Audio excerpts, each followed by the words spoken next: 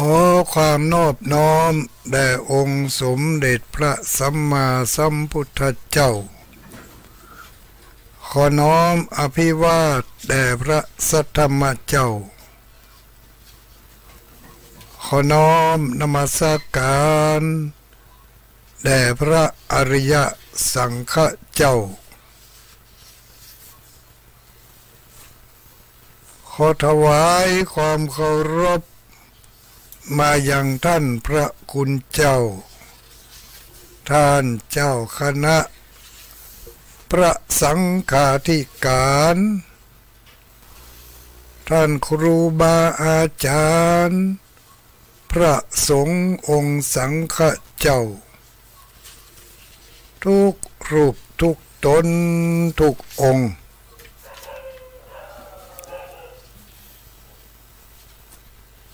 เจริญสุขเจริญพรสวัสดียามค่ำคืนมายังอุบาสกอุบาสิกาผู้มีบุญทั้งหลายทุกผู้ทุกคนที่เปิดเครื่องรับฟัง อยู่ในเวลานี้ขณะนี้ ท่านทั้งหลายกำลังเปิดฟังสถานีวิทยุคลื่นสีขาวเพื่อชาวประชาคลื่นสีขาวเพื่อชาวประชา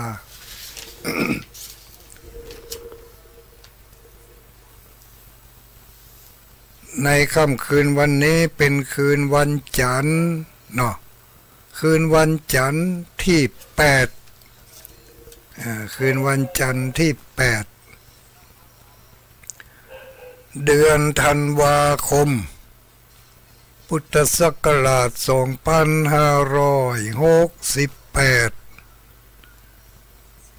เดือนนี้เป็นเดือนสุดท้ายแล้วเนอะญาติโยมสาธุชนทั้งหลายวันคืนหมุนไปเปลี่ยนไปเหมือนดังกระแสน้ำเหมือนดังสายน้ำนี่ถ้ามันไหลลงไปแล้วมันบับปิกขึ้นมาทำข้อนี้ฉันใดก็ฉันนั้นวันเวลาที่ผ่านเราไปมันก็ไม่ปิกมาหาเราแถม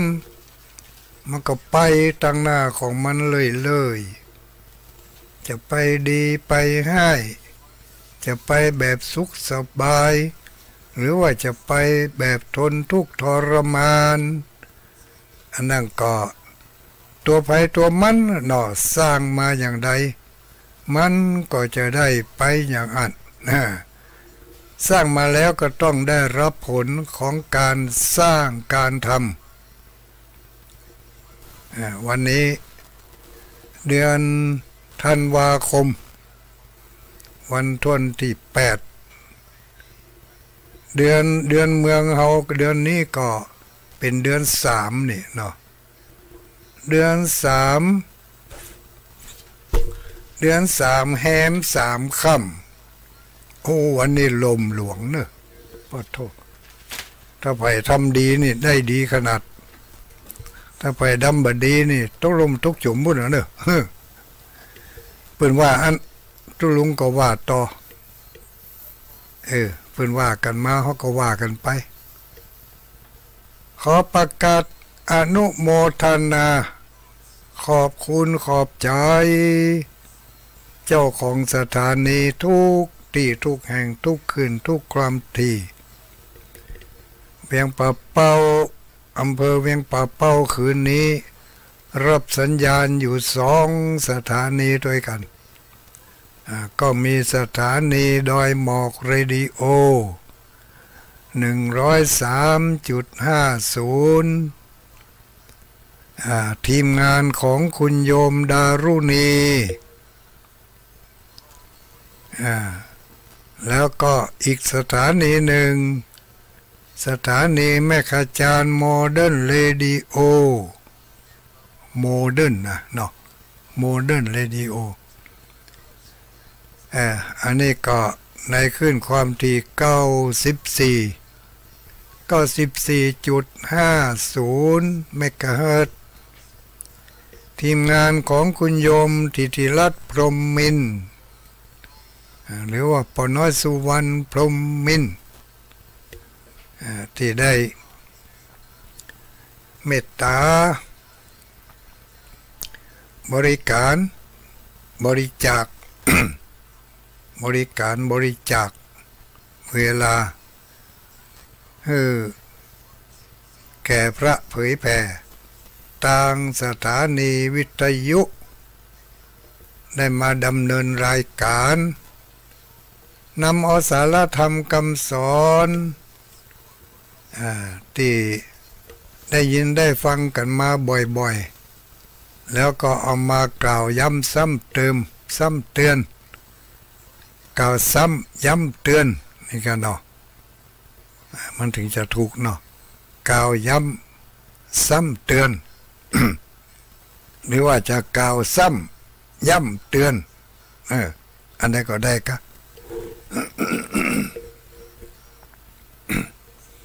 โอ้วันนี้เสียงบ่ใครอร่อยเว้ย มันมีอะไรมาขวางอยู่ที่กล่องเสียงเนาะเป็นยังว่ากันไป สถานีวิทยุทุกที่ทุกแห่งเด้อ สถานีวิทยุท้องถิ่นทั่วบ้านทั่วเมืองทั่วไทยโดยเฉพาะอย่างยิ่งก็ทางภาคเหนือตอนบนลายดอยมาทางเหนือเพ่ก็มีจังหวัดเชียงใหม่เชียงรายลำพูนลำปางพะเยาเมียงแป่เมียงน่านแม่ฮ่องสอนอันนี้ ภาคเหนือตอนบนผู้ที่บริหารเวลาให้ญาติโยมทั้งหลายได้คลายจากความสงสัยได้บรรเทาความสงสัยได้คลายจากความคัดข้องแล้วก็บางเตือบางครั้งก็อาจจะมีสิ่งแปลกๆใหม่ๆนำมาเสนอให้หมู่เฮาทั้งหลายได้นึกได้คิดแล้วก็จะได้นำไปปรับปรุงแก้ไขสิ่งที่ยังไม่ดีให้ดีขึ้นแล้วก็อนุรักษ์สิ่งที่ดีๆให้คงที่และดีต่อไปอันนี้เป็นหน้าที่ของพวกเราชาวพุทธทั้งหลาย จำให้ดีนะหน้าที่ของพวกเราชาวพุทธชาวพุทธเขานี่มีหน้าที่ทำอะไร ก็ มีหน้าที่1ศึกษาเล่าเรียนหน้าที่ของพวกเราศึกษาเล่าเรียนศึกษาจากอะไรก็จากการอ่านการฟังการพอการกอยการเปิดคลิปสลิปฟังเหล่านี้อันนี้เป็นหน้าที่ หน้าที่ของพวกเราชาวพุทธก็คือการศึกษาอะไรศึกษาพระธรรมคำสอนของพระพุทธเจ้าเขาเป็น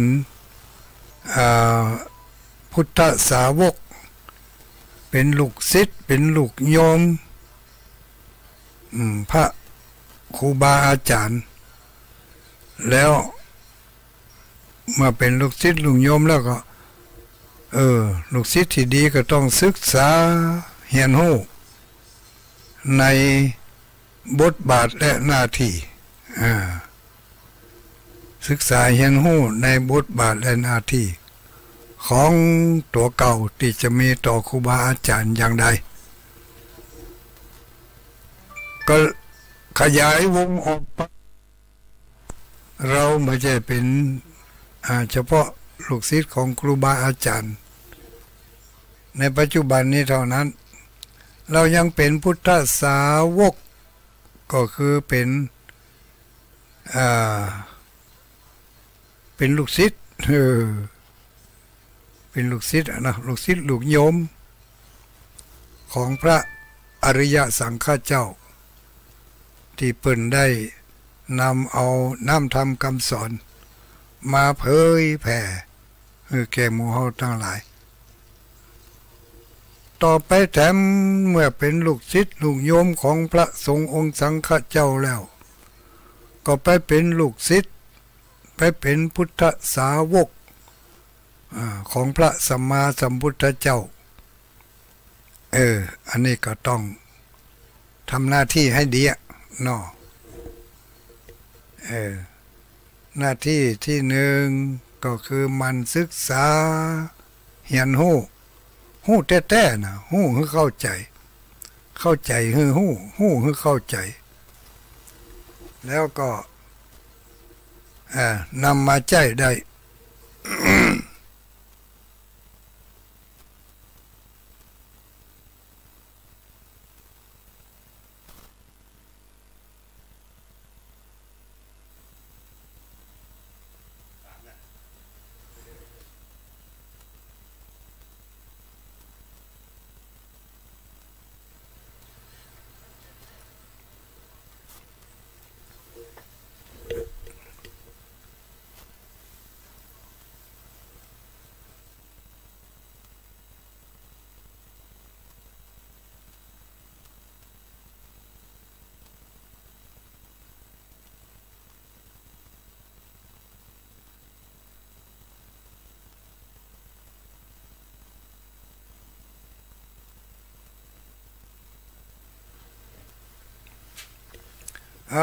ขอสุมาอาภัยกับศรัทธาญาติโยมทั้งหลายนิดหน่อย มีภารกิจนิดหน่อยขาดหายไปก็วกเข้ามาหา ว่าสัญญาณคลื่นสีขาวเพื่อชาวประชานำมาเผยแผ่แก่หมู่เฮาทั้งหลายได้ยินได้ฟังมีการออกอากาศทั้งกลางวันกลางคืนเนอะเมื่อเจ้าก็ตั้งแต่ตี 3บุญมาเลย2 โมงไป3 โมงมาจนถึงเวลา4 ทุ่ม4 ทุ่ม10 โมงมาคืนดูตั้งได้ฟังได้ยินกันเต็มตีเนาะเพื่อจะได้น้อมนำเอาสิ่งละอันพันละน้อยก็อย่างที่ว่าแล้วว่าบางเรื่องเขาได้ยินได้ฟังมานักต่อนักแต่ก็ฟังแถมฟังแล้วฟังอีกเหมือนกับกินข้าวกินแล้วกินอีกกินถึงวันนี้มาเจ้ากินไปแล้วมาตอนกินธรรมะ บางคนก็กินแมลงธรรมะบางคนเนี่ยแมลงย่ำพอแต่เมื่อคืนดึกๆไปสอบกินธรรมะกินติ๊กเหมือนกันฟังก็ฟังติ๊ก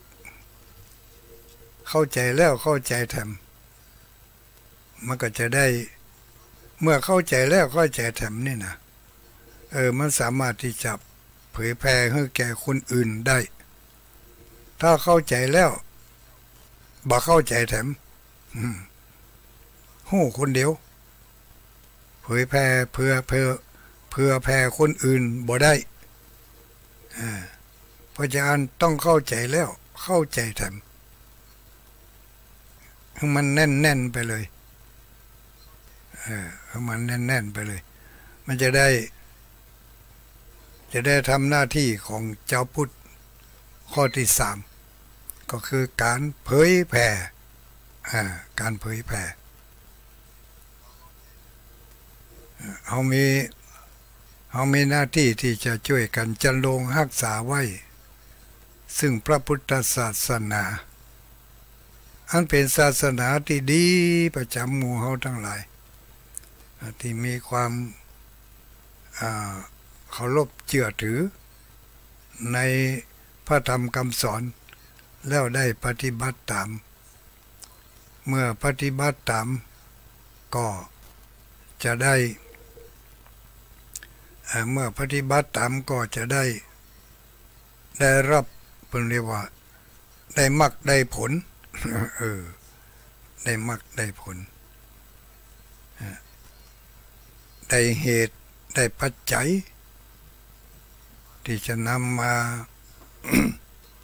เผยแผ่เนาะอนุรักษ์คำสั่งคำสอนหน้าที่โดยตรงของพวกเราก็คือมันศึกษาเรียนรู้มันฟังมันอ่านมันพอนี่ฟังแล้วอ่านแล้วเข้าใจแล้วก็เข้าใจแถมเข้าใจแล้วเข้าใจแถมให้มันเข้าใจไปลึกๆเข้าใจแล้วเข้าใจแถมสามารถที่จะเผยแผ่ได้รู้เนาะถ้าเข้าใจบ่แต้นี่เผยแผ่บ่ได้ฮู้คนเดียวฮู้คนเดียวเข้าใจคนเดียวแบ่งปันให้คนอื่นบ่ได้เพราะจะได้เพราะว่ามาเข้าใจบ่เข้าใจแต่ เข้าใจแต่บ่เข้าใจแถมเนาะก็จึงเผยแผ่บ่ได้ถึงเมื่อวันนี้หมู่เฮาทั้งหลายทำหน้าที่เผยแผ่อยู่เหมือนกันนะหน้าที่เผยแผ่เพราะเฮาเป็นพุทธบริษัทสี่นี่เนาะหนึ่งในพุทธบริษัททั้งสี่ก็ต้องมีหน้าที่ในการศึกษาเรียนรู้แล้วก็เอามาใจมาทำพอ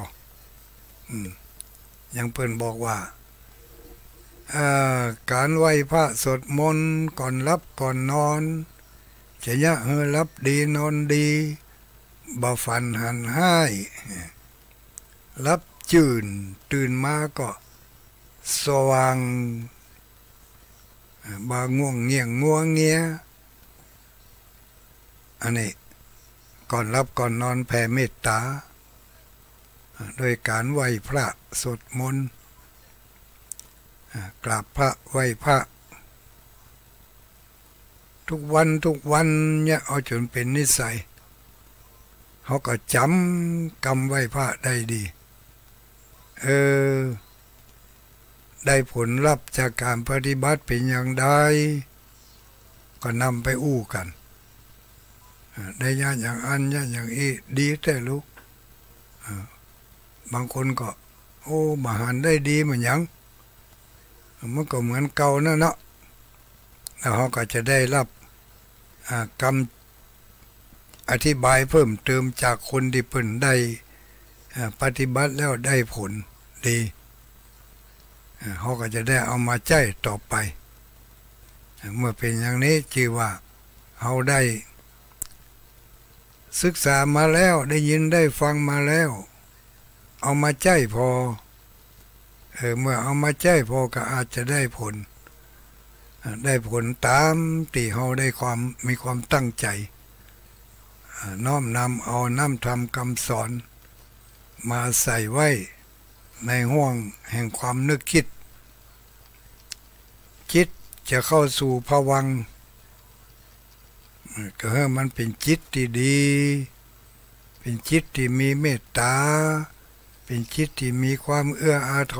รเป็นจิตที่มีความฮักในครอบครัวฮักตัวเก่าฮักคนรอบข้างฮักสัตว์เลี้ยงในบ้านต่อเราไปก็ขยายไปนอกบ้านเนี่ยเนาะเอาในบ้านก่อนในบ้านก็เอาตัวเก่าให้ก่อนเพราะตัวเก่าเนี่ยมันไม่ไผที่จะมาฮักเขายิ่งกว่าตัวเก่าของเขาเปิ่นถึงว่าไว้ลูก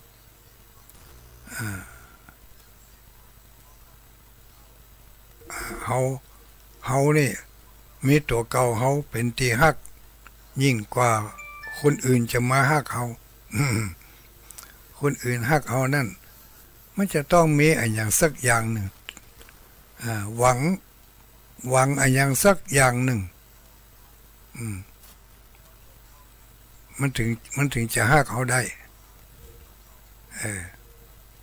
อย่างน้อยๆก็หวังผลประโยชน์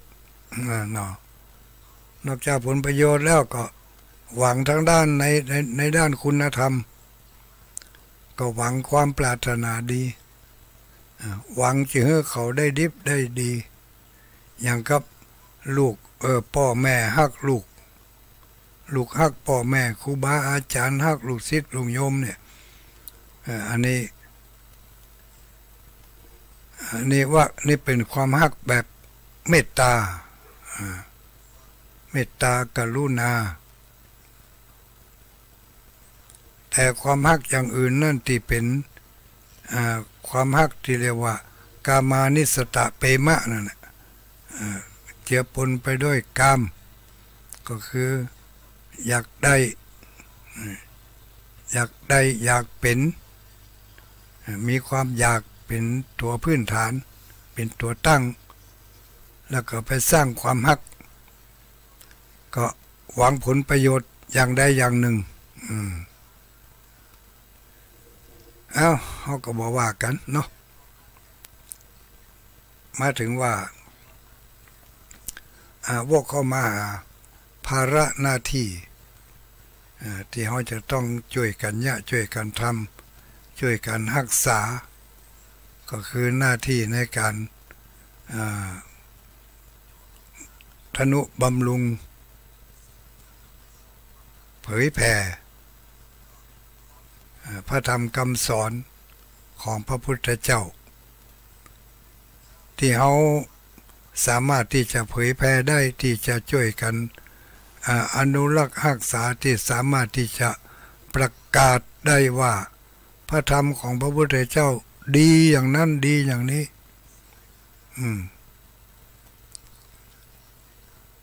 คนนั้นนี่จะต้องได้รับรสของพระธรรมมาสมควรมาพอสมควรถ้าบาจารย์จะบอกฮู้ว่าการปฏิบัติในศีลกินในธรรมเนี่ยมันดีอย่างใดเห็นเนาะถ้าว่าคนนั้น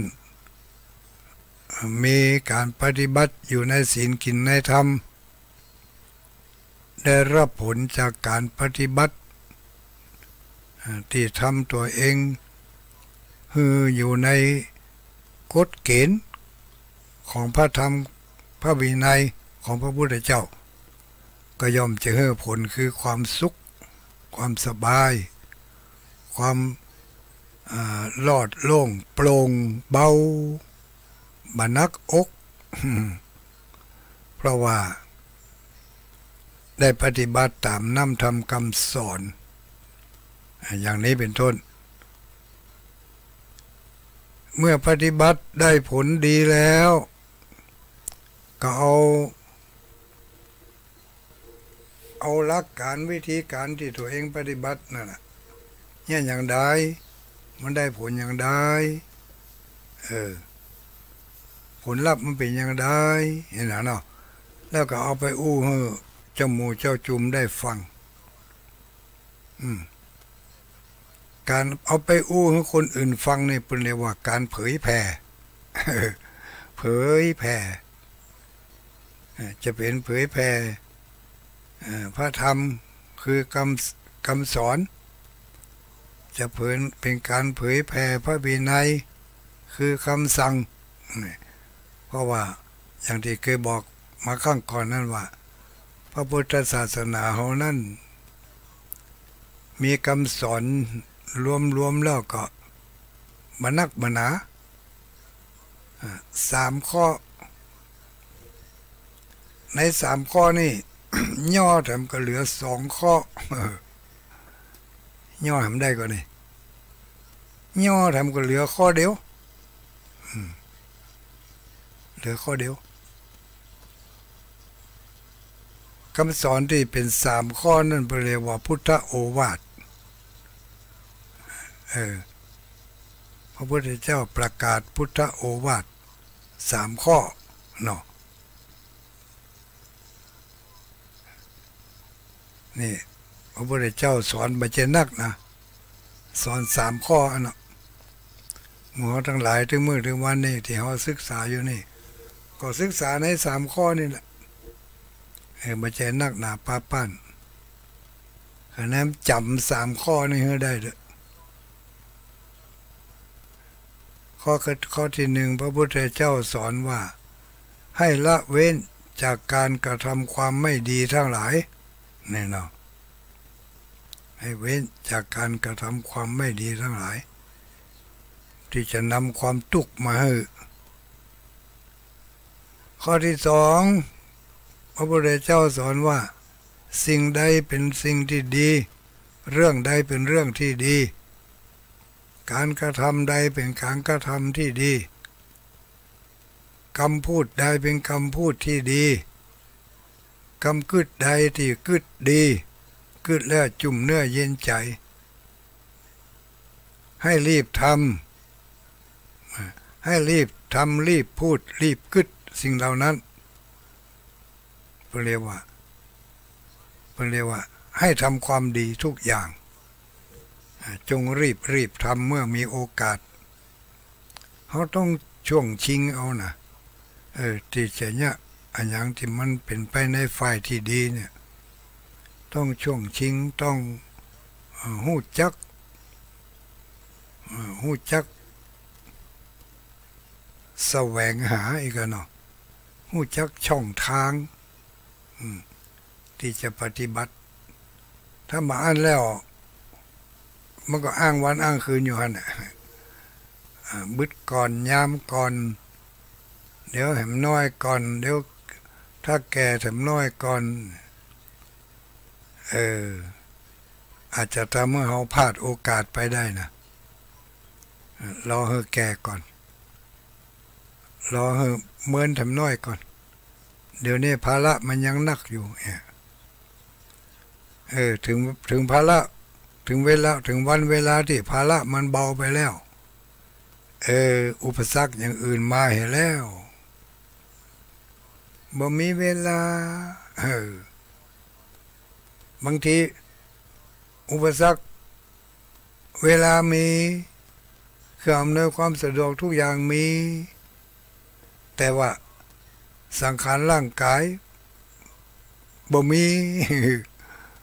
ไปก็บ่ได้ใครไปก็เปิ่นตึกได้ยินเปิ่นประกาศเชิญชวนกันจักชวนกันไปหั่นไปนี่ก็ใครไปขนาดนักไปบ่ได้หัวเข่าแข้งขาบ่อำน้อยตุลุงไปไหนมันเหมือนเปิ่นแต่เจ้าก็มีคนหนึ่งโอ้ใครไปก็เปิ่นแต่แข้งขาบ่อำน้อยหัวเข่าบ่ใครดีโคค่ามันเจ็บมันแกนก็เลยว่าถ้าจะไปก็ไปเอามันไปตัวอย่างกับหัวเข่าแข้งขานั่นเนาะปล่อยให้มันอยู่บ้านนะครับมันก็เจ็บมันเจ็บอยู่บ้านพุ่นเขาจะไปอย่างเองไม่ต้องให้มันเจ็บไม่ต้องให้มันมาตัวก็ว่าเป็นปริศนาไปนะเนี่ยอย่างใดนี่ไปแล้วเบาแข้งขาไปตัวนี่ มันเป็นไปได้ว่าตุลุงก็เอาไปกึดพอคนเดียวได้มาได้เนาะแน่เบิ่นว่าเฮามัวประมาทในวัยมัวประมาทในความสะดวกสบายของสังขารร่างกายคิดว่ามันยังไม่เป็นอย่างเตื้อวันหน้าก่อนถ้ามีโอกาสแถมสักน้อยก่อนอันนี้ไม่ได้หมายถึงว่าที่จวนไปต่างจังหวัดต่างประเทศต่างบ้านต่างเมืองไม่ได้หมายถึงการอย่างอันอย่างเดียวเนอะหมายถึงว่าตั้งแต่ไปวัดใกล้ๆบ้านเฮานะหรือว่าไปร่วมกิจกรรมงานกับเปิ้นมีการห่อข้าวต้มข้าวนมห่อข้าวห่อแกงทำกับข้าวกับป๋าบางคนนี่เพิ่นมีการมีงานบ้านเหนือบ้านใต้บ้านใกล้บ้านกิมพอเพิ่นมาได้มับจะช่วยก็บ่ช่วยบ่มีน้ำใจเขาไปนั่งเก้าอี้ก็เปิ้นนะแต่งตัวรอบ่รอเด้อแต่ว่าบ่ได้หยิบได้จับการงานอะไรอย่าง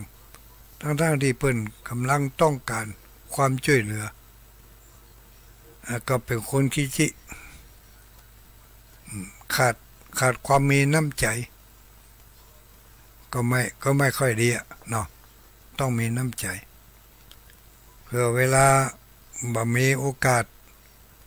แข้งขายกบ่ขึ้นยกมือยกเท้าก็บ่ขึ้นจะบีบจะกำอันยังก็เจ็บก็ปวดถ้าถึงเวลานั้นมาแล้วก็เสียดายเมื่ออันกูหน้าที่ได้ช่วยเขาแต่เฮาบ่ได้ช่วยถึงเวลาตาตัวเองมีงานมีการมาบ่มีไผมาหรือว่าจะมาก็มาบ่ได้ช่วยหยังเนาะเอาไปมาก็จะจ้างเปิ้นให้หมดจ้างเอามันง่ายดี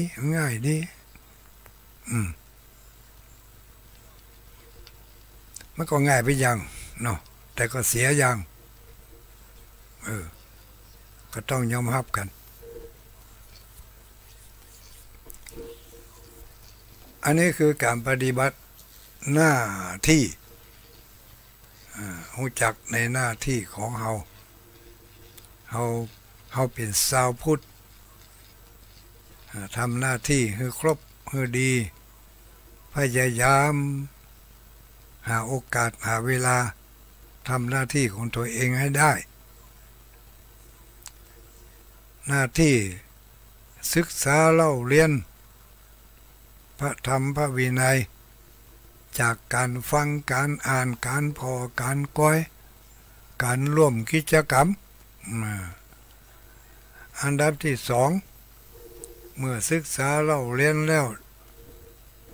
มีความรู้ความเข้าใจแล้วก็ลองเอามาใช้พอเอามาใช้กับตัวกับตนกับครอบครัวกับเพื่อนบ้านอย่างที่เพื่อนบอกว่าปิยวาจาคำอู้คำจา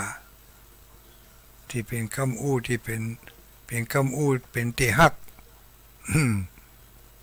คนอู้ดีอู้ม่วนอู้มีสาระนี่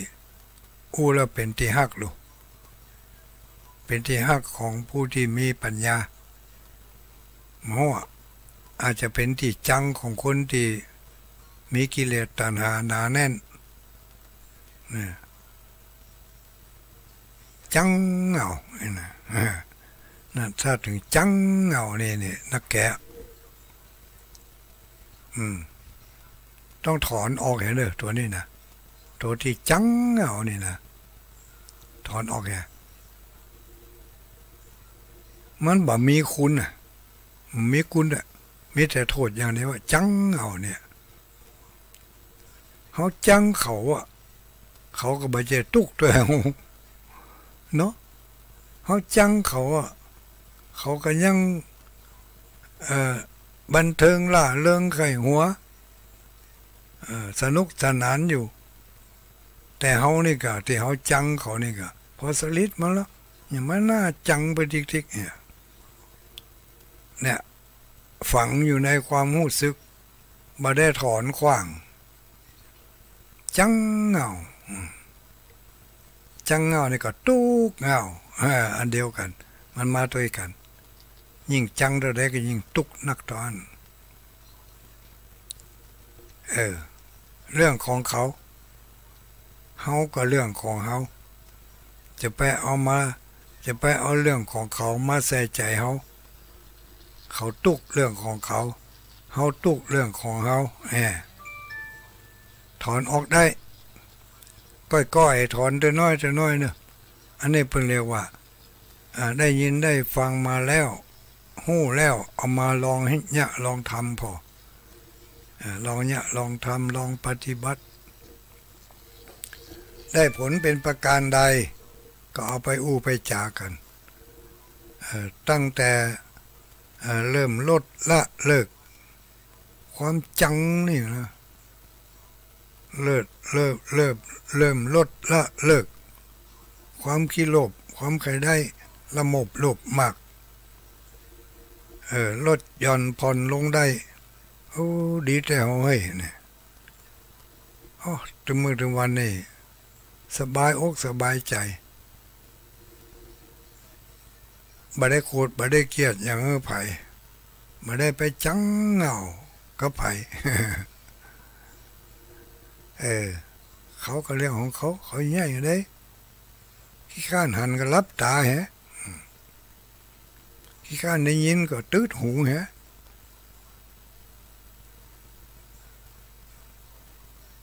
ก็มันก็ทานเนาะมันก็บอกเข้ามาถึงใจเขาได้มันตึกแห่หูตึกแห่ตาน่ะมันเข้ามาแล้วก็หัดปล่อยจะไปเก็บไว้เมินต่อได้ก็ตุกนักต่ออันปล่อยมันไปทำเรื่องทำเล่าของมันถ้าเขาทำอย่างนี้ได้เลยว่าเขาปฏิบัติธรรมปฏิบัติธรรมตามคำสอนที่เขาได้ห้ำได้เฮียนได้ยินได้ฟังมาเอามาใจกับตัวกับตนเขาเมื่อใจได้ผลประการใดเอาไปเผยแผ่ให้คนอื่นคนไกลได้หู้ลูกเต้าหลานเหลนเขาเกิดมาเมื่อล่าเมื่อลุนเป็นผู้ที่ยังบ่มีประสบการณ์การใช้ชีวิตอย่างโลดผลเขาได้ใช้มาแล้วทุกช่องทุกทางไม่ว่าจะเป็นทางด้านความสุขด้านความทุกข์ได้รับผลมาแล้วเหตุมันมาอย่างใดถึงจะได้ผลเป็นอย่างนั้นเขาจะได้ช่วยกันเผยแผ่ไปให้ลูกให้หลานให้คนอื่นคนไกลที่เพื่อนมีใจใครได้ยินได้ฟังก็ไปอู้ให้กันฟังช่วยกันนี่เรียกว่าช่วยกันเผยแผ่ช่วยกันเผยแผ่พระธรรมคำสอนของพระพุทธเจ้าเมื่อเผยแผ่แล้วต่อไปหน้าที่ที่เขาเป็นเจ้าพุทธที่จะต้องทำก็คือช่วยกันอนุรักษ์รักษาไว้อนุรักษ์รักษาไว้ซึ่งจารีตหิตห้อยขนบธรรมเนียมประเพณีตลอดถึงพิธีกรรมต่างๆเหล่านี้ก็ศึกษาให้เข้าใจแล้วนำมาปฏิบัติมันได้มรรคได้ผลแล้วมันดีนี่ก็ช่วยกันเผยแผ่ช่วยกันอนุรักษ์รักษาไว้ไปให้ถึงเจนลูกเจนหลานวันหน้าวันตามาเขาก็จะได้เอามาใจอย่างกับหมู่เฮาใจอยู่ถึงมื้อถึงวันนี้เป็นประโยชน์ลูกเป็นประโยชน์นี่ก็เป็นสิ่งเป็นเรื่องอันหนึ่งเอามามาบอกให้กันได้ฟัง หน้าที่ของพวกเราชาวพุทธหน้าที่ที่หนึ่ง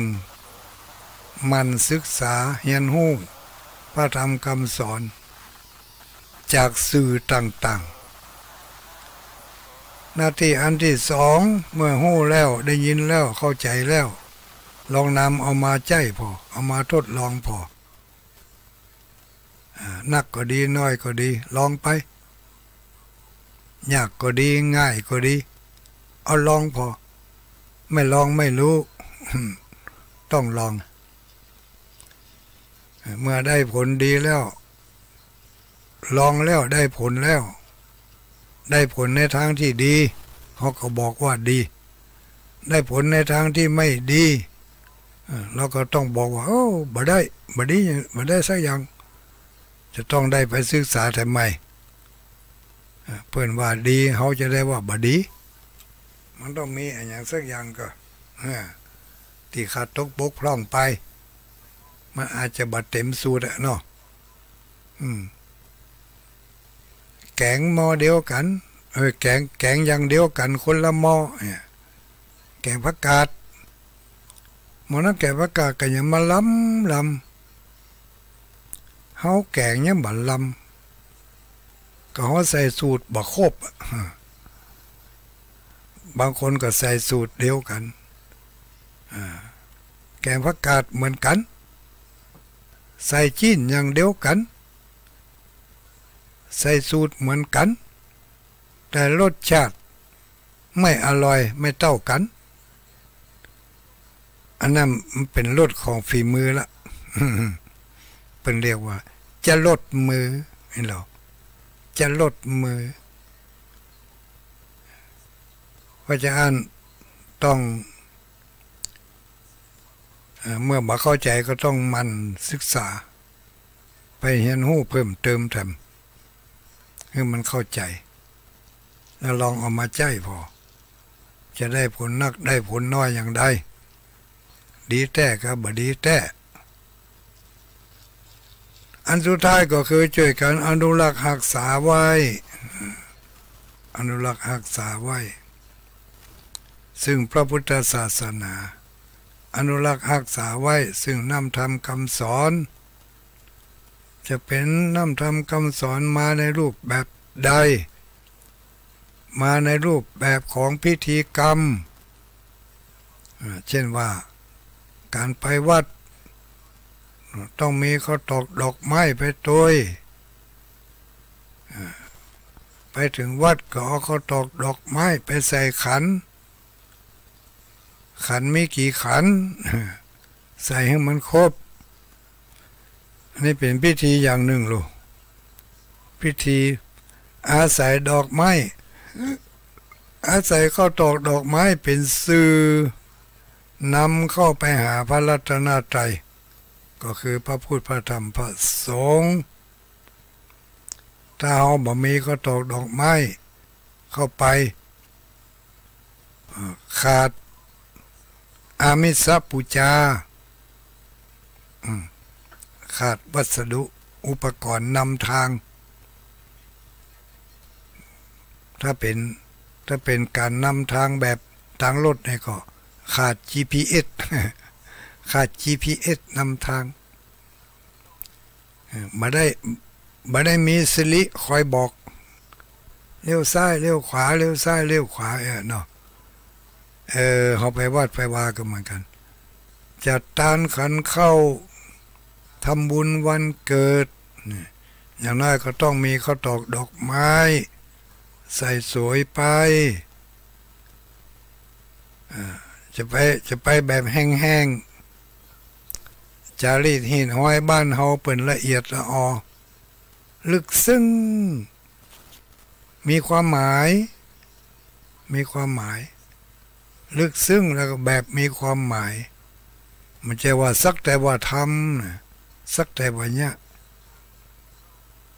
ต้องมีความต้องรู้ความหมายของเปิ้นด้วยจะได้ว่าต้องเอาข้าวตอกดอกไม้ไปข้าวตอกดอกไม้มันเพิ่มประจำรู้เนาะข้าวตอกดอกไม้ธูปเทียนถึงจะครบสูตร ก็ตอกดอกไม้ธูปเทียนมันมีความหมายเพื่ออธิบายไว้นะ จำได้หมกลายกุลลายกินเนี่ยที่เอาก็ตอกดอกไม้ไปนั่นเปิ้นบอกว่าสิ่งเหล่านี้เป็นสื่อนำเฮาเข้าไปถึงพระรัตนตรัยเป็นสื่ออย่างใดทุกอย่างมีความหมายเอาธูปเทียนไปการจุดธูปจุดเทียนการจุดเทียน2 เล่มนี่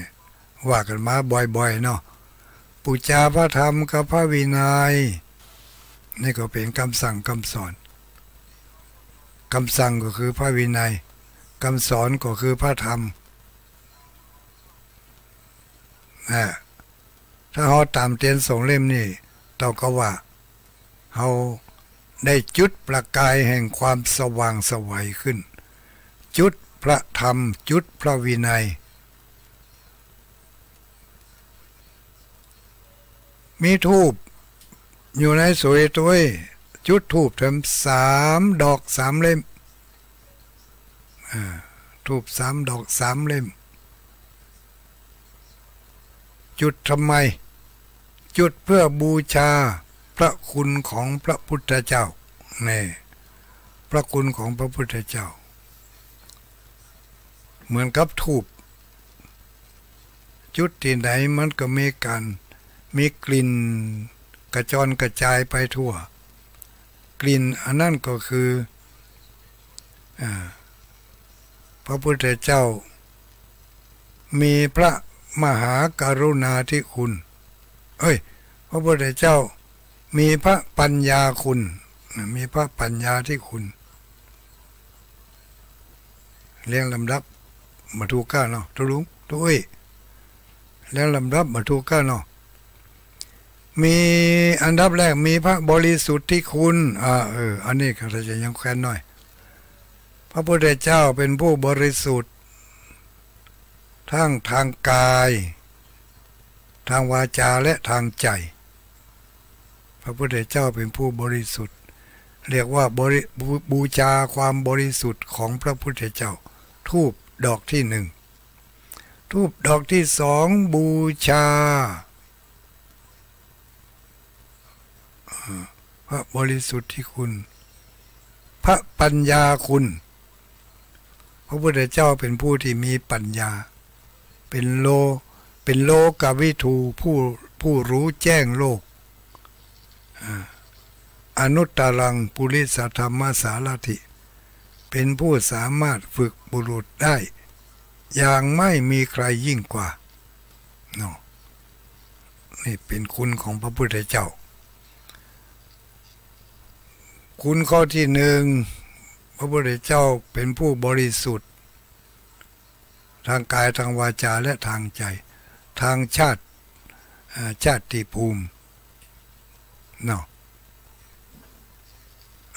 บริสุทธิ์ทุกอย่างอธิบายมาได้ละตึก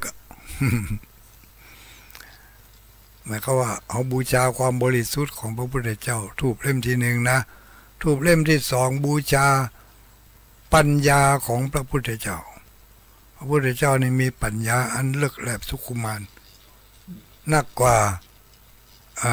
ปัญญาของไผ่ๆทั้งสิ้นขนาดมี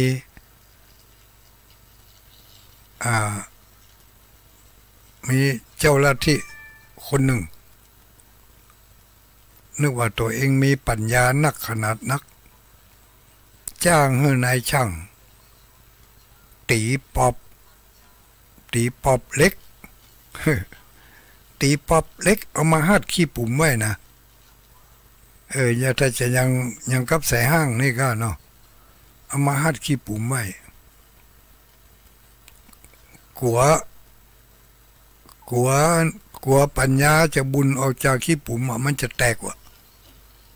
ปัญญามีนักกลัวปัญญาแตกออกมากลัวขี้ปุ่มแตก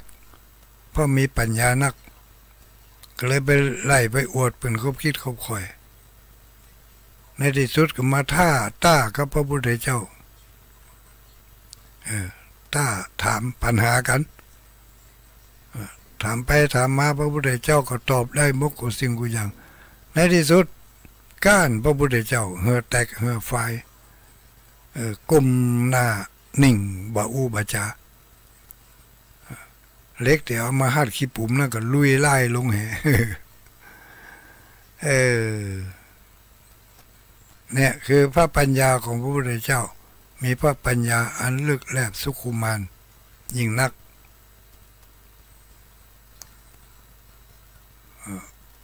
เป็นพระคุณลูกเอาตามทูบ3 ดอกดอกที่1บูชาพระบริสุทธิ์ดอกที่2บูชาพระปัญญาดอกที่3บูชาพระมหากรุณาพระพุทธองค์นี่มีจิตใจอันหาประมาณมาได้นะ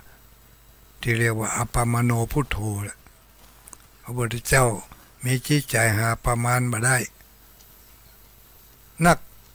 มีความเมตตาความกรุณามีปัญญามีอะไรอย่างนักขนาดนักอนันตะนักขนาดนักหาที่สิ้นที่สุดมาได้แม้กระทั่งความเมตตาความกรุณาของพระพุทธองค์เนี่ยเมื่อเพิ่นตรัสรู้แล้วใหม่ๆเนี่ยญาติโยมทั้งหลายเพิ่นก็มานึกถึงคนทั้งหลายว่าโอ้คนเขานี่ในโลกนี่มันอย่างมาลึกมาลึงมาดื้อมาด้านปัญญาปึกธรรมะที่พระพุทธองค์ได้ตรัสรู้นี่มาจะไปสอนเขานี่จะหู้เรื่องวะนี่พระพุทธองค์ที่แรกก็เกิดท่อขึ้นมาใบอยากแสดงธรรมละกลัวว่าชาวบ้านชาวจองจะบ่หู้เรื่องหู้ราวธรรมะลึกซึ้งที่จะทำให้หลุดพ้นจากความทุกข์ทั้งหลายได้นี่ต้องปฏิบัติธรรมถ้าเขาไปสอนเขานี่เขาจะหู้เรื่องวะนี่เขาจะเชื่อหรือเนี่ยแต่โดยอาศัยความกรุณาของพญาพรหมเท่าพกาพรหมกันเนาะมาอาราธนาบอกว่าพรหมาจโลกาธิปติสหัมปติเท่าสหัมบดีพรหมมันจะเท่าพกาพรหมสหัมบดีพรหมกัดอัญชลีอันทิวลังขอพระพุทธองค์ได้แสดงธรรมเถิดผู้ที่มีทุลีน้อยมีขี้เยื่อที่ปิดบังตาน้อยก็ยังมีอยู่ผู้ที่มีขี้เยื่อนักก็มีอยู่ผู้ที่มีขี้เยื่อปิดบังตาแน่นขนาดนักก็มีอยู่แล้วก็ผู้ที่ตึงบ่สนใจอย่างสักอย่างบ่สนโลกอย่างอีกก็มีอยู่เพราะฉะนั้นขอพระพุทธองค์ได้แสดงธรรมเพื่อแก่บุคคล3 จำพวกและเขาก็จะได้รับรสแห่งพระธรรมพระพุทธองค์ก็ได้รับอาราธนาจากพญาพรหมจึงได้มีการเทศนาธรรมมาให้เราทั้งหลายได้ยินได้ฟังอยู่ถึงเมื่อถึงวันนี้ถ้าบ่มีเท่าสหัมบดีพรหมมาเปิดช่องทางมากราบนิมนต์ให้พระพุทธเจ้าแสดงธรรมพระพุทธองค์ก็เอาตัวรอดไปพอได้สำเร็จเป็นพระอรหันต์แล้วนี่หมดจากอาสวะกิเลสทั้งปวงจำเป็นยังจะต้องมาเอาหมูสัตว์ทั้งหลายเพื่อไปทำใช้เวลาตั้ง40 กว่าปีที่อบรมสั่งสอนบอกกล่าวเพื่อแก่หมูสัตว์ทั้งหลายสัตว์ที่เป็นมนุษย์สัตว์ที่เป็นเทวดาสัตว์ที่เป็นยักษ์เป็นอินเป็นพรหมสัตว์ที่เป็นเดรัจฉานก็เคยแสดงธรรมให้ได้ฟัง ระพุทธองค์มีความกรุณาอย่างสูงสุดเพราะฉะนั้นการตามทูปเล่มที่3ชื่อว่าบูชาพระมหากรุณาธิคุณของพระพุทธเจ้ารับบริการนี่ไปฟังรับเถอะเดี๋ยวกันเอาอันนี้ไปบอกให้ละอ่อนเขาหู้จิมะถ้าเกิดเขาถามว่าเป็นจะได้ว่าตามเทียน2 เล่มจะได้ว่าตามทูบ3 เล่มไม่ก็ต้องบอกกันนี่การตามเทียน2 เล่มเป็นการปูชาพระพุทธเจ้าปูชาพระธรรมเล่มที่1ปูชาพระธรรมเล่มที่2ปูชาพระวินัยคือจุดแสงสว่างเมื่อเกิดขึ้นถ้าที่นี่มันมืดนะดวงเทียนน่าจะให้แสงสว่างการจุดธูป3 ดอกนั่นนะลูกงูไว้เนอดอกที่1ปูชาพระคุณของพระพุทธเจ้าที่ชื่อว่าพระบริสุทธิคุณเล่มที่2บูชาพระปัญญาอันเลิศของพระพุทธเจ้าเล่มที่3บูชาความมีกรุณาความฮักความเอ็นดูของหมู่สัตว์ทั้งหลายที่มีในตนในใจในพระพุทธเจ้าที่เรียกว่าพระมหากรุณามีความเอ็นดูหมู่สัตว์จึงได้ยอมเทศนาธรรมแล้วก็เผยแผ่พระธรรมจนมีพระสงฆ์นี่แล้วไปเอาดอกไปเนี่ยอย่างมีดอกตัวในขดในสวยฮะเนี่ยไอ้น้อยดอกนั่นนะเปิ้นบูชาพระสงฆ์นี่เพราะว่าพระรัตนตรัยมี3 ลูก1พระพุทธ2พระธรรม3พระสงฆ์การบูชาพระสงฆ์โดยดอกไม้เปิ้นเปรียบเสมือนหนึ่งว่าพระสงฆ์ที่เข้ามาอยู่ในพระธรรมวินัยนี้มาอยู่ในวัดในวาก็ดีเหมือนกับดอกไม้ที่มาจากที่ต่างๆบางดอกก็มาจากตระกูลอันสูงอย่างดอกเซี่ยวดอกซุงโครดอกเนี่ยดอกอย่างดอกที่มันต้นสูงบางดอกก็มาจากที่ต่ำติดดินพุ่นอย่างดอกอย่างไปเปรียบเทียบเอาคนเดียวเนอะคือห้ามพระเมื่อดอกทั้งหลายได้เก็บมาแล้วเพื่อบูชาพระรัตนตรัยก็จึงมาจากที่ต่างๆบางคนก็เอาดอกป้านจังก้อนบางคนก็เอาดอกบัวบางคนก็เอาดอกพระขี้เหล็กบางคนก็เอาดอกเซี่ยวแต่ละดอกนี่มาจากที่ต่างๆแต่เมื่อมาอยู่ในขันแก้วทั้ง3มาอยู่ในพานในขันศีลขันสุมาโคตานแล้วดอกทั้งหมดทั้งมวลนั่นก็ดูดีดูงามยิ่งไปอยู่ในเจกันนายช่างมาลาการได้จัดแจงแต่งให้ดูดีดูงามแถมและยิ่งไปจัดเป็นพานพุ่มก็สมเหมาะแถมน้อย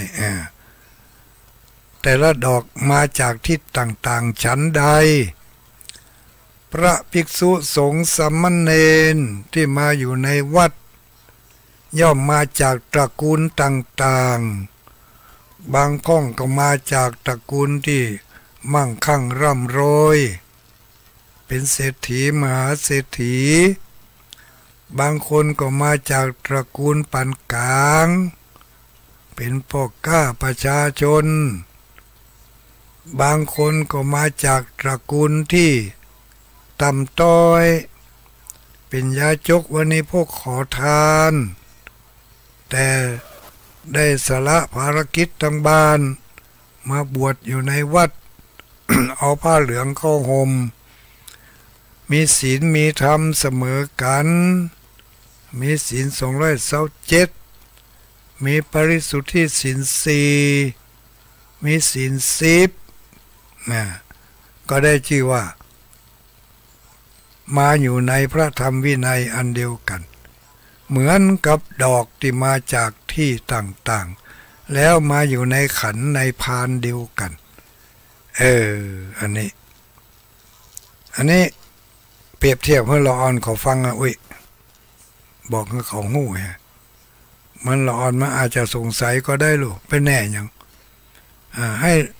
ให้คุณหนูไปเขียนมาเขียนคำอธิบายการจุดธูปเทียนการเอาดอกไปใส่ในพานหมายถึงอะไรเนี่ยดีวันดีคืนดีมันจะเข้ามาถามเลยอุ้ยเพื่อนจะได้ว่าจุดธูปจุดเทียนนี่ต้องบอกนะถ้ามาอ่านจะเสียภูมิหู้นะได้ฟังธรรมมาหมื่นแล้วนี่เราอ่านถามตอบบ่ได้นี่เอาไปมาถามกูนี่กูไม่ใช่ครูของมึงยุ่งกันนะแต่ลูกถ้าเราอ่อนจะทำยังไปมาถามกูนี่กูไม่ใช่หู้กูไม่ใช่ครูแก่ไปไม่ใช่ครูไม่ใช่ผู้หู้กันไหนก็ไปวัดไปว้าอยู่เนี่ยเมื่อคืนก็ฟังเทศฟังธรรมพอมารับมานอนเนี่ยหู้เห็นสักน้อยมันได้ก็อุ้ยเดี๋ยวเราอ่อนมันจะว่าเอ้าแล้วมีทำอันเหรออุ้ยที่หันนั่นนะมีทูบมีเทียนอันนี้เข้าใจแล้วนะอุ้ยเนาะผมเข้าใจละดอกหมายถึงอันยังที่เบิ่นเอาไปปูชาใส่ในขันในพานอันนี้ผมก็เข้าใจแล้วแต่มันมีหันแต่อย่างนะนะมันมีข้าวตอกข้าวตอกบางอันก็ขาวบางอันก็ดำบางอันก็เป็นก้อนบางอันก็แปบขะเล่มเข้มเป็นจะได้ว่าเอาข้าวตอกไปตุยแต่ก่อนนี่ข้าวตอกอาจจะใช้ข้าวสารคั่วเอามาระยะหลังก็ใช้ข้าวสารข้าวเปลือกเนาะคั่วเอามามันรุ่นนี่ก็ใช้ข้าวโพดคั่วเอาเดี๋ยวนี้เขาใช้ยำหัวเนาะเท่าเหมาะขนาดนักแต่จะอบเอากันเนาะ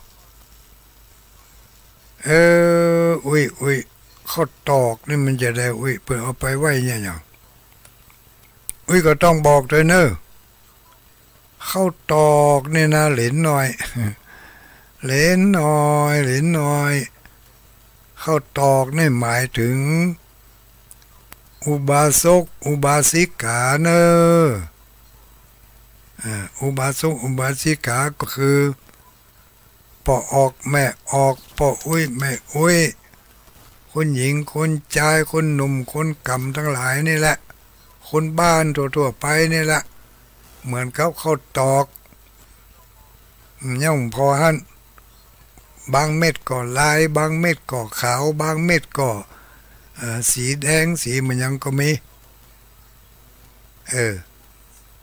ก็เหมือนกับอุบาสกอุบาสิกาเวลาไปวัดไปวาละนุ่งห่มผ้าสีต่างๆเนาะ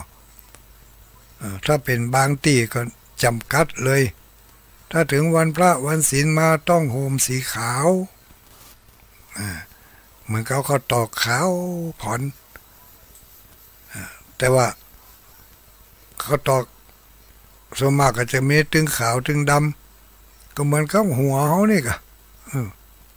บางพ่องก็ดำบางพ่องก็มนบางพ่องก็ ย่อมจนแดงปะลึง แต่ว่าการนุ่งห่มก็ใส่นุ่งขาวห่มขาวนุ่งดำห่มดำห่มดำนี่ไปงานทำอย่างเนาะนุ่งขาวห่มขาวแต่งตัวสุภาพเรียบร้อยเหมือนกับข้าวตอกก็รวมแล้วมีอยู่กี่อย่างนี่1ธูป2เทียน3ดอก4ข้าวตอกก็เลยรวมกันว่าข้าวตอกดอกไม้ธูปเทียนมี4อย่างพอดีเนาะข้าวตอก1ข้าวตอก2ดอกไม้3ธูป4เทียน4อย่างนี้ก็เป็นพุทธบริษัท4น่ะสิที่จะต้องจันลงรักษาพระพุทธศาสนาพุทธบริษัทมันเดี๋ยวนี้เหลือ3ที่เหลือ3นี่มาล้อมมาล่อนี่ก็เหมือนกับข้าวตอกมันเดี๋ยวนี้ข้าวตอกเริ่มหายไปแล้วหรอสวยแต่ละสวยนี่จะมีข้าวตอกนี่มีไปหน่อยถ้าบัดแท้ๆว่านี่บ่มีมันก็หายไปเนาะพุทธบริษัทก็หายไป1คือภิกษุณีเหลืออุบาสกอุบาสิกากับพระสงฆ์เหลือ3นี่ก็คือ1ธูป2เทียน3ดอกไม้ยังอยู่ญาติโยมมาเดี๋ยวนี้นั่งสาธยายมานี่หลายนาทีนักแกเลยนี่ถ้าบ่เข้าใจก็เฮ้อถามเนอะถ้าไปผลิตผลาดถ้ามันบ่แม่นก็ขอสุมาอภัยเนอะท่านครูบาอาจารย์พระสงฆ์ของสังฆเจ้าประกาศอนุโมทนาขอบคุณขอบใจกับคณะศรัทธาผู้ใจบุญทั้งหลายที่มีจตุปัจจัยเอื้อเฟื้อเผื่อแผ่ถวายมาเป็นการน้ำกาไฟวัดม่อนจอมพอเป็นการน้ำกาไฟอันดับแรกนี่ก็มีแม่หนุ่มป้าหนุ่มกรดคำป้าหนุ่มกรดคำบ้านแก่นทรายมูลเนาะอำเภอตาตอนจังหวัดเชียงใหม่วันนั้นไปปะกันที่วัดพระพุทธบาทอุดมถวายการน้ำกาไฟมาฟังอยู่เนอะบ่โทรบ่ได้โทรมาพ่องเตอสถานีดับไปแล้วนี่วัดพระบาทอุดมถัดมามีแม่อุ้ยจันสมมณีจักหลังกาดแม่สาวอำเภอฝางร่วมทำบุญมา1 ซองเท่าไรไม่รู้ไม่ได้เปิดเทื่อถัดมาแถมก็มีแม่อุ้ยพัดกุลันบ้านต้นซ่านตำบลแม่ศูนย์อำเภอฝางร่วมทำบุญกาน้ำกาไฟประกาศสาธุอนุโมทนาถัดมาหมายมีแม่อุ้ยคำแดงคลองมีบ้านแม่ศูนย์น้อยอำเภอฝางจังหวัดเชียงใหม่แม่อุ้ยคำมีแม่อุ้ยคำแดงคลองมีบ้านแม่ศูนย์น้อย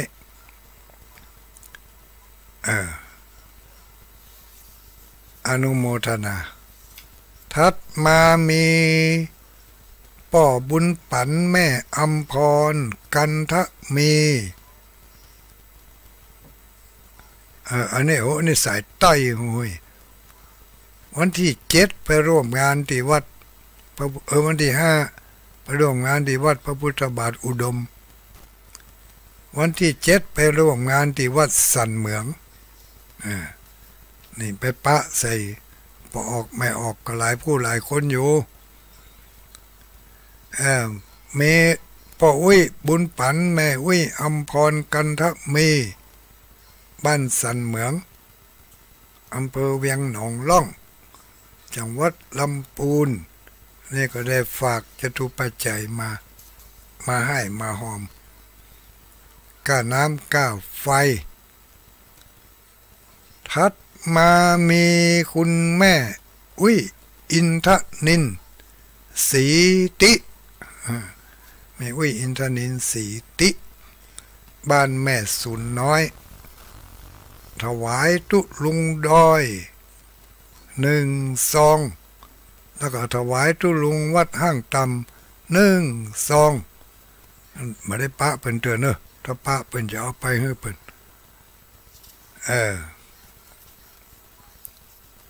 แม่อุ้ยอินทนินที่แม่อุ้ยต้องการใครได้นั่นนะเป็นธรรมแม่อุ้ยต้องการใครได้ธรรมวันนั้นอู้กับตุลุงไปแล้วเนอะอู้กับตุลุงทำพระครูวิวิธธรรมวัดวัดวิเวกการามเกือบจะเหมือนชื่อเขาแล้วเนาะวิเวกเหมือนกันของเขาเนี่ยอรัญญวิเวกแต่ของท่านพระครูวิวิธนี่วิเวกการามแล้วจะส่งทำไปให้เนอะทำจัตตาปีเกิดแล้วก็ทำ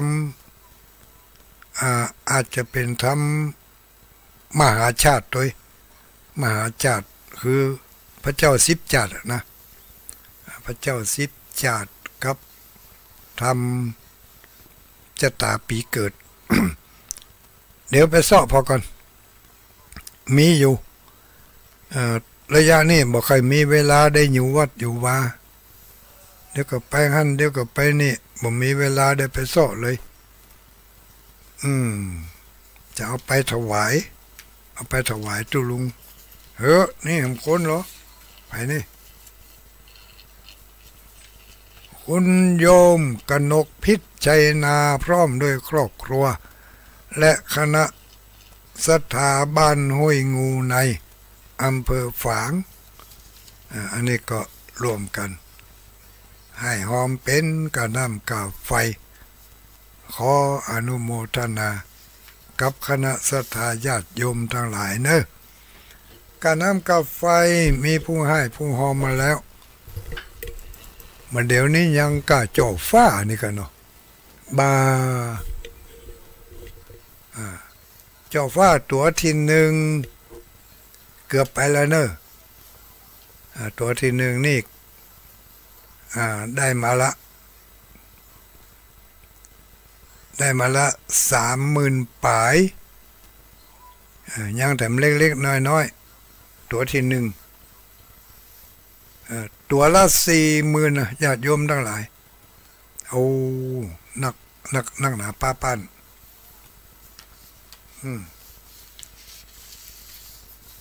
เดี๋ยวนี้กำลังได้30,000ปลายอยู่ตัวแรก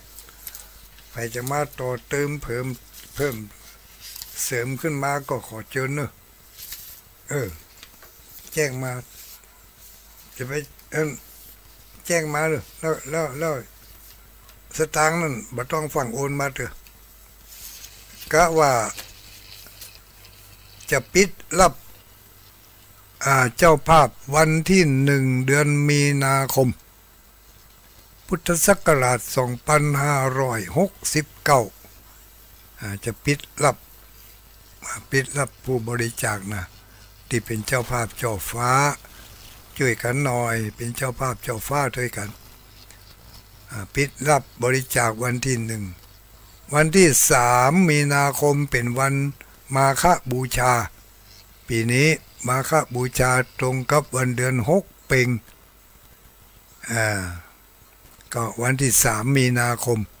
วันนั้นจะเป็นวันยกยอดจ่อฟ้า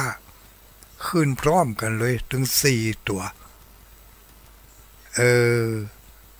ช่วยกันหน่อยเนอะช่วยกันหน่อยช่วยกันหน่อยมามึกไหมฮะไปฟังให้ฟังหอมเถอะเย็นๆไว้ก่อนก็ได้ถ้าไปมีความประสงค์จะร่วมมาก็แจ้งมาได้เนอะอันนี้อาหารโปลาบ้านสันทรายแจ้งส่งรายชื่อมานี่จัดรายชื่อเอาไปไว้ในหุโปลาให้เสร็จรายชื่อนะอยู่ในไลน์ของโปลาเนาะแม่อุ้ยแม่อุ้ยอารีพันธ์แม่อุ้ยอารีพันธ์อำเภอเมืองเงาจังหวัดลำปางอันนี้ก็แจ้งความประสงค์จำนงมาจะช่วยร่วมเป็นเจ้าภาพจ่อฟ้าตอนนั้นนะห้องว่าเธอเนอะดักไว้ฮะเย็นไว้แล้วก็มีไปเดี๋ยวเอามาอ่านในนี่ก่อนเนาะอ่านในไลน์นี่ก่อนอันนี้ไปนายทรนางสุภาพสมตะมาร่วมเป็นเจ้าฟ้าเอาฝากโปลาชมพูอยู่ฮันละเนอะเดี๋ยวจะจัดการเพื่อนจะเอาส่งมาให้มาลุ้นเดี๋ยวก่อนถัดมามีแม่อุ้ยยวงแม่ยวงอาวรบ้านสันทรายร่วมเป็นเจ้าภาพจ่อฟ้ามาก็ขออนุโมทนาสาธุเนอะไปจ้าเนอะอย่างก็วัดม่อนชมพอนี่จ้ามาได้นะเนอะจ้าเดียวมาตันเปิ้นตัวที่หนึ่งนี่ยังบ่เต็มเถอะไม่ไปเห็น2-3คนไม่ได้เห็นนั่นเห็น2-3คนแม่บุญยงอาวรแล้วไปละแล้วก็มีแผลแถม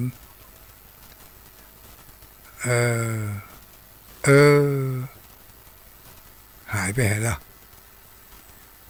เอาไปไว้แหมตีหนึ่งซ้อหามพระเถอะก็ขออนุโมทนาถ้าอาจารย์มหาสมชาติชาตะปัญโยอันนี้แจ้งข่าวบุญข่าวดีข่าวบุญมาให้กันแถมเหมาะหลวงปู่ช่วยจิมเนอวะช่วยหยังช่วยหอมดินสัก2-3ดั้มเตอว่าฉะนั้นเพื่อจะเอาดินมาใส่ในบริเวณกุฏิฮะนะก้านี่เนาะพอในกุฏิฮะนะ50ดั้มวะดั้มละ300อันนี้ไผจะหอมดินก็ติดต่อกับท่านมหาสมชาติโดยตรงเนอะติดต่อเพิ่นได้เลยติดต่อที่ท่านมหาสมชาติได้เลยอันนี้หลวงปู่อันนี้สันกำแพงตังไผ่ตังเมืองฝางฟังอยู่สันกำแพงฟังอยู่แล้วก็ไผ่ไม่ได้แบบสันทรายฟังอยู่สันทรายชัดเจนดีสันทรายหนองผาขาวฟังอยู่แต่ว่าไม่ได้แวะสักคำมาหนองผาขาวนี่กราบไหว้สาครับทุลุงฟังอยู่104วัดฝายหินครับอันนี้คนสันทรายวรดอนชมรมปฏิบัติธรรมเสียงหายไปแล้วอีก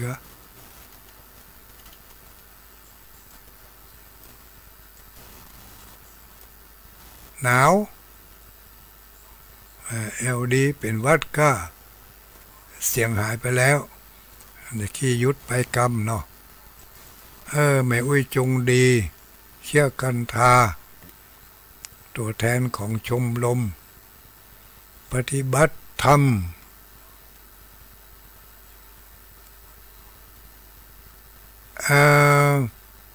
มีแม่อุ้ยยายเพชรยายเพชรบ้านดินดำแจ่ซ้อนฟังอยู่วันนั้นร่วมห้อมเจ้าฟ้าก็ไหวสาทุลุงเจ้าชัดเจนดีกับไหวสาทำบุญเจ้าฟ้านี่เราแม่อุ้ยเพชรคำนวณแม่อุ้ยเพชรคำนวณบ้านแจ่ซ้อนหอมเจ้าฟ้ามาอันนี้ไผหลวงตาวันที่11บ่ได้ไปก็ไม่เป็นไรเนอะไม่ได้ไปก็ไม่เป็นไร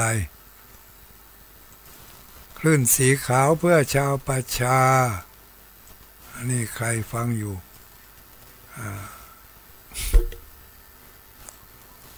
มีต่อไปคุณแม่อุ้ยแก้วปันแก้วอุ้ยแก้วปันแก้วเมืองเปาฟังอยู่แม่อุ้ยแก้วก้อนแป้นห้างต่ำใช้ประการกันเนาะแม่อายก็ห้างต่ำนี่ใช้ประการฟังอยู่คุณโยมแม่ป้าศรีดาฟังกันอยู่อนุโมทนาเนอะบางคนไม่ได้อ่านไลน์ก็บอกว่ากันเนอะมีแผลพองพระลำพระเหลืออ่านไปแล้วก็มีไม่ได้อ่านก็มีแม่น้องสันกำแพงอนุโมทนาสาธุเนอะพระครูอภิวัตรต่อไปแม่อุ้ยยายเล็กลำปางฟังอยู่กับอุ้ยยายเล็ก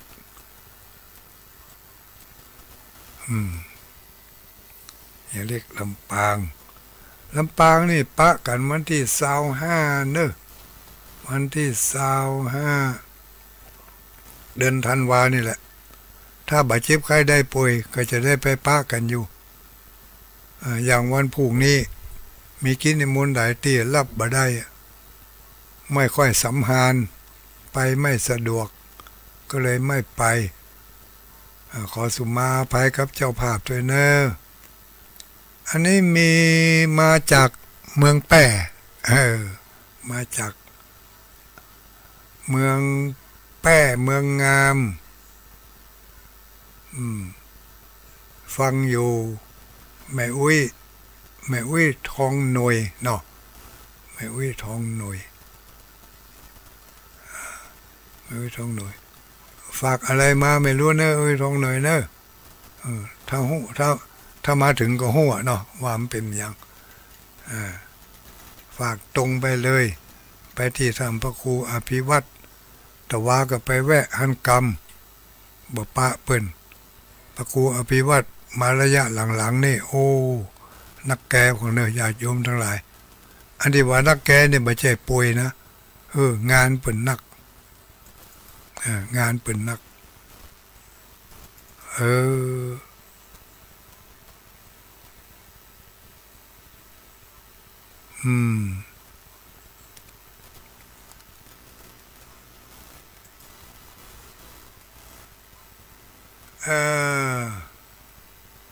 หลวงปู่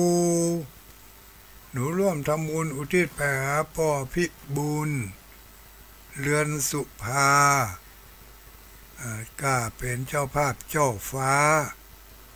ขออนุโมทนาด้วยเนอะอันนี้ก็แม่น้องบ้านสันกำแพง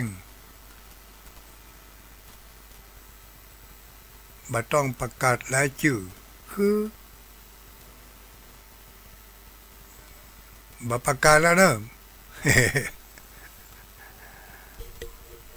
มาได้ประกาศอะร่วมเป็นเจ้าภาพเจ้าฟ้าเอาช่วยกันมาคนเล็กคนน้อยตัวละ40,000บ่ได้4 ตัว4 ตัวช่วยกันรับคนตัวได้อยู่เนอะจะเฮ้ออยู่แต่ถ้าจะรับคนเดียวทั้งหมดนั่นบ่เฮ้อเนอะ แบ่งปันกันไปร่วมทำบุญร่วมกันเกิดมาพบหน้าจัดใดก็จะได้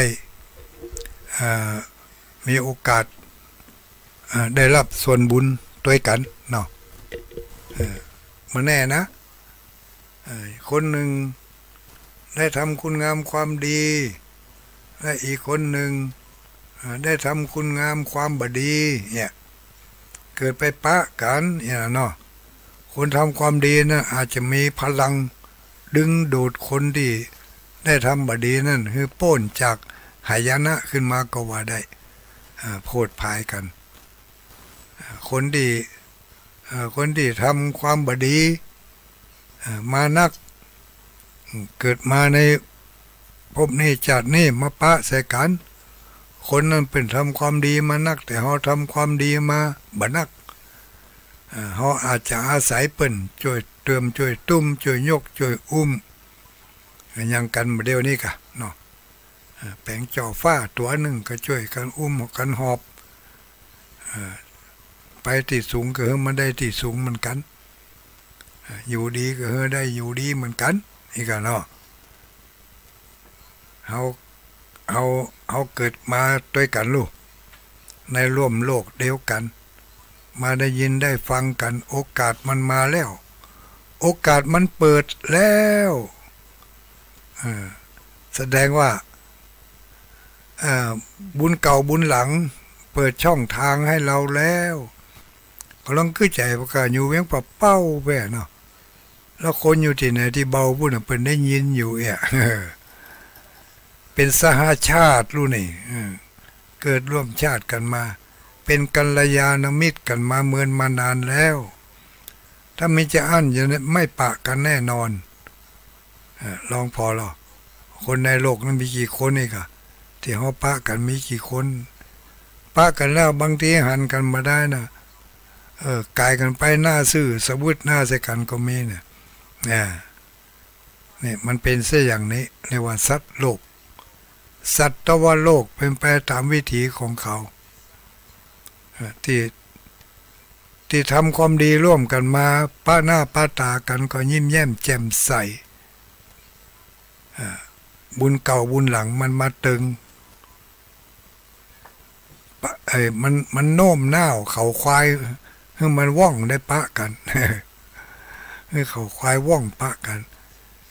วันนั้นว่าจะไปละปูนว่าจะไปให้เขาควายมันว่องบอกว่องสักกรรมเพราะอย่างว่าเปิดนิมนต์ไปวันที่6ตุลุงบ่ได้ไปวันที่6ได้ไปวันที่7ไปว่องกะสมณเณรลักครับญาติโยมบางผู้บางคนก็ขออนุโมทนาญาติโยมทั้งหลายที่ได้ร่วมกันถวายกาน้ำกาไฟก็ดีถวายการถก็ดีถวายร่วมเป็นเจ้าภาพเจ้าฟ้าก็ดีเนาะก็จะได้มีส่วนร่วมในการทำบุญในครั้งนี้โดยพร้อมเพรียงกันวันที่3 มีนาคมเราจะยกจ่อฟ้าทั้ง4 ตัวขึ้นพร้อมกันบัจเจพร้อมกันนะยกขึ้นทีละตัวเนาะ4 ตัวยกขึ้นในวันเดียว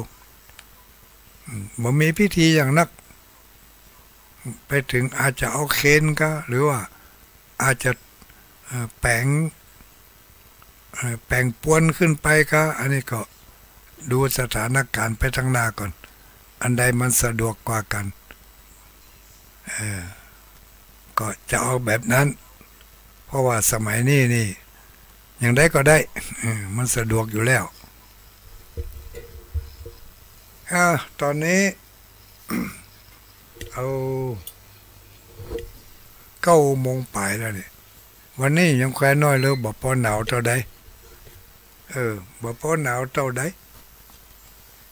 จัดรายการนี่ยังตุ้มผ้าอยู่นะเนี่ยเพราะว่าห้องนี่มันโล่งมันกว้างบ่มีพัดลมบ่มีแอร์แบบเบิดธรรมดา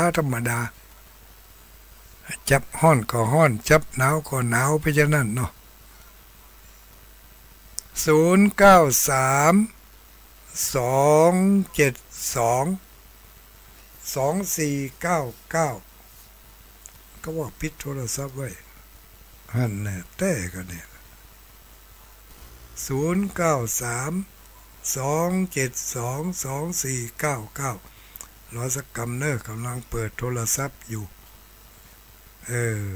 เปิดล่าไว้ก็ไม่ได้บางทีก็กวนอ้อเหมือนกันนะเอ้าเปิดแล้วเนอะแต่มันยังบ่เข้าล็อกมันเถอะนะยังโทรมาบ่ได้เถอะจำเลขไว้ก็แล้วกัน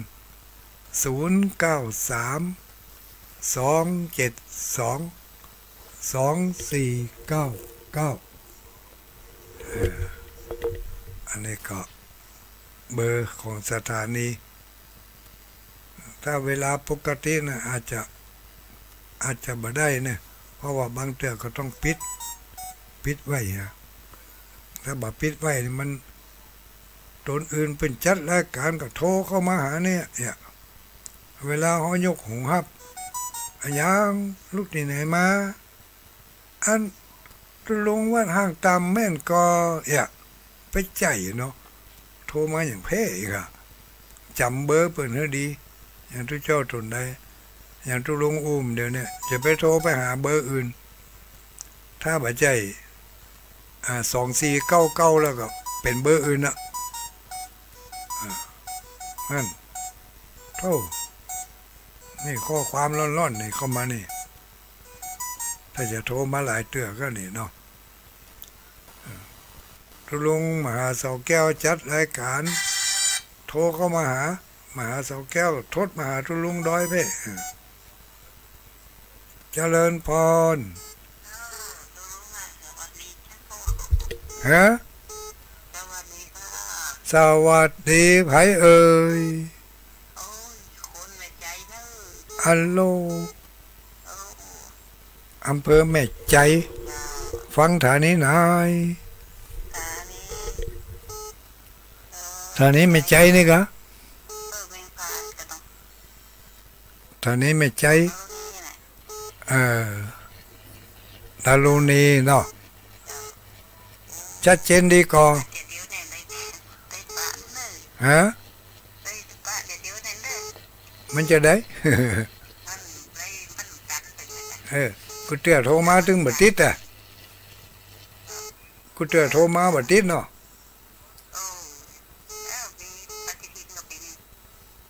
มีอยู่แต่พิมพ์มาแล้วเตือ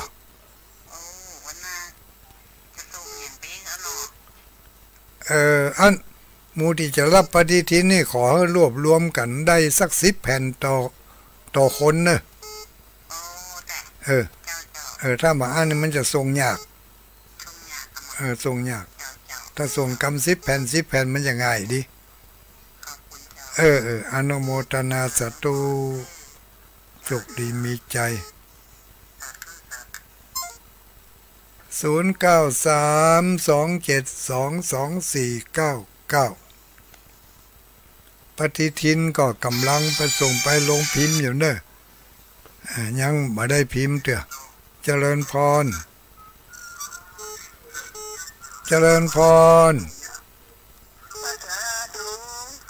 ลูกแม่อุ้ยบัวพัดกะ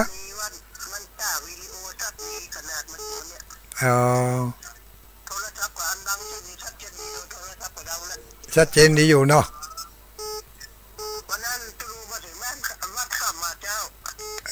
มาถึงกี่โมงวันนั้น6 โมงปลายเกือบ7 โมงอ่ะ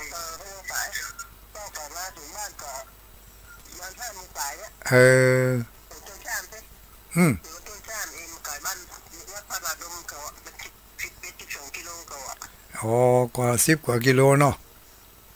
ไปเป็นเหมือน9 โมง 8 โมง 8มากันไปอ่ะดูป้ากี่นั้นกาแฟป้ากี่นั้นขนมพกที่ไม่ตรงนี้เนี่ยกันขนมบางเพิ่งตัวเห็นเนี่ยกันฮัลโหลป้าถูกมาทำมาเปิดจุกมือมาได้ชักอย่างไม่ตรงนี้กับจุกนี้กับได้ไม่ที่ยุ่งเครื่องเนาะว่าหมอยนอนก็ได้ก็ได้ย่าขอนี่มันได้ชักอย่างไม่คำแดงก่อนแม่ตาแม่เนี่ยมันได้ตะโกนว่าใครผมได้มาตัวมันบุญยังมาบ่ถึงเตื้อ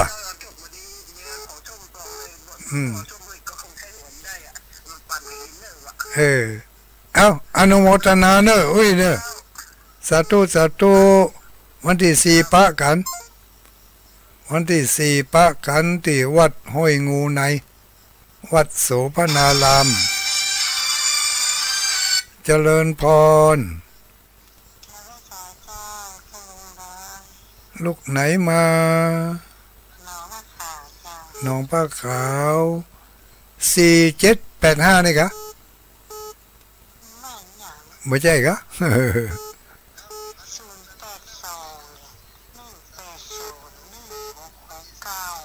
อ๋อ1669มันหายไปมันเดียวนี่ตัวนี้ขึ้นมาแทนนี่แต่ว่าอู้เก่าทำพระครูว่าไม่จะมาแวะหาเปิ้นไอ้นี่มันยังพี่เบาก็ลูกกกักก็เลยลืมไปมันได้มาแวะหาเปิ้นสักคำ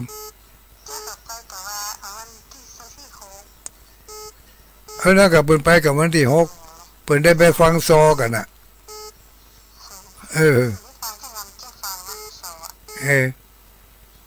ตุลุงไปเหตุกับมาท่านได้นี่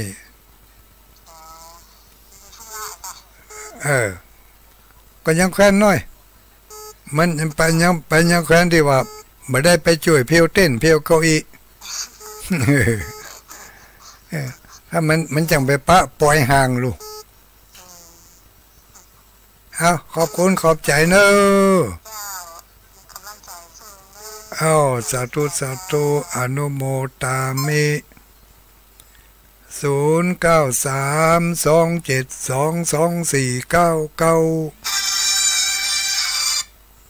เจริญพร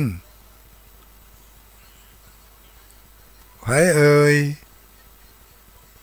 ไม่ได้เสียงอย่างดักปิ้งแล้วก่อนถ้าเจอมันมาแมนมานี่เนี่ยสหาที่กดปะเฮ้ยอุ้ย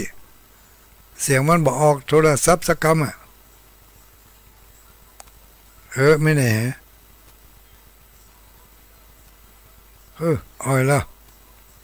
รับสายและ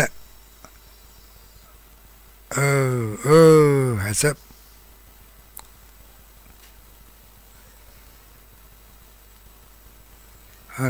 อันใดก็ได้ดักปิ้งมีอุ้ยยังไม่อุ้ยก้อมใจคำอำเภอเงาอำเภอตัวแทนอำเภอเงาเนาะขอบคุณขอบใจจะนักเนอะ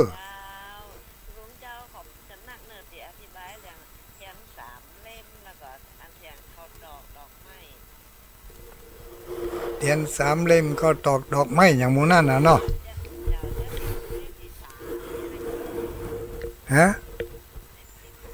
เล่มที่3บูชาพระมหากรุณาธิคุณพระพุทธเจ้าผู้มีความเอ็นดูหมูสัตว์บ่ไปคนเดียวจวนเอาหมูสัตว์ให้พ้นจากโอคะวัฏสงสารไปตัวเป็นจริงว่ามีพระมหากรุณาธิคุณอย่างเหลือล้นเสียดายเนาะเสียงมันบอกออกนอกเฮ้ยลุงขออนุญาตเนอะขอบใจหลายๆเนอะมันเป็นจะได้หมูอันคือกำลังสดมาเดียวเฮ้ย0932722499เจริญพรไผมันกระแลบย้อนแล้วมาได้อู้กันนะเนอะ โอ้ว่าได้ก็บ่ว่าได้ก็ว่าปิดว่าได้ก็ว่านี่เจ็บปากเจ็บหั่นน่ะ เจริญพรสวัสดีใครเอ่ยอ๋อตุลุงกะหนาวก็ตุลุงไม่เท่าไหร่แล้วเนาะดีละต้องตั้งเพก็ยังมีอยู่หนาวนิดหน่อยหมอกเย็นหมอกสบายนี่ขอบคุณหลายๆเนอะเหลือเวลาอีก2-3 คนได้อยู่ถ้าบ่เหมือนเจริญพรสาธุเจ้าไผเอ่ยแม่น้ำตะจางควายว่องแล้วแต่ว่ายังบ่ป้ากัน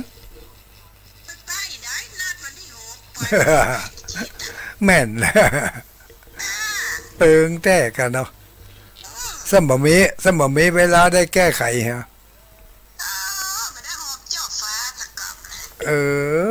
เอาไว้หั่นมามึกไว้มามึกไว้ให้มันออกดอกนักคั่นวันที่11นี่ถ้าจะได้ไปอยู่ก็นั่นเนาะต้องเอาป้ายแขนเอาป้ายติดหลังไว้เนี่ยเนาะแม่น้องมาแล้วอีน่ะเนาะ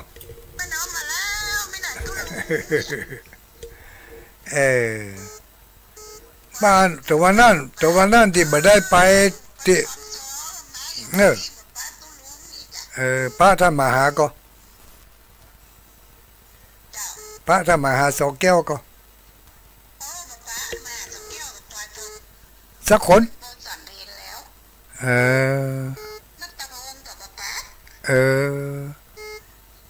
ข้อ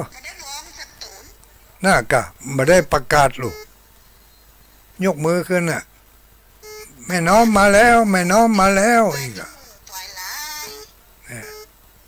อนุโมทนาสาธุอนุโมทามิญาติโยมทั้งหลายยังมีเวลาพอที่จะสนทนากันได้อีกนิดหน่อยเจริญพร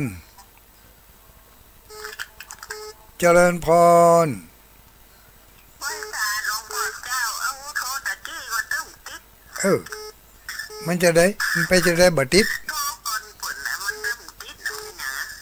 ก็ในกระโทรมันรู้เอากะโทรก่อนมันบัดติดลูกจำได้ก็ไผก็นั่นนั่นเตอะแม่ฉลาดแจ้สอนมาได้ไปเหมือนแล้วเนอะไปแอวสักวันก่อน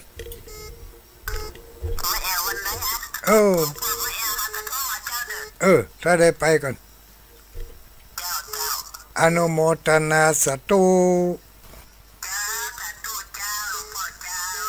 โชคดีมีใจเหลือเวลาอีกหลายอยู่รู้เนี่ย093โทรเข้ามาเจริญพรสวัสดีอุ้ยไปเหมือนอุ้ยพรไงก็เดียวว่าไผแฟนเก่าแฟนแก่ชัดเจนดีเนาะ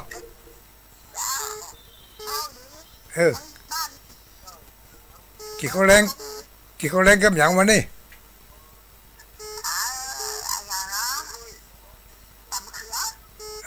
ก็เดี๋ยวว่าลืมไปให้ใกล้ครับขอบใจเนอะสาธุ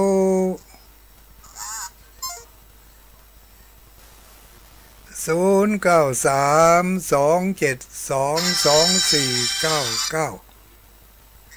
เจริญพรลูกทางใดมานี่อำเภอหลีอ๋อปะพายลีลำพูนวันนั้นไม่ได้ไปเอาสักกรรมเนาะ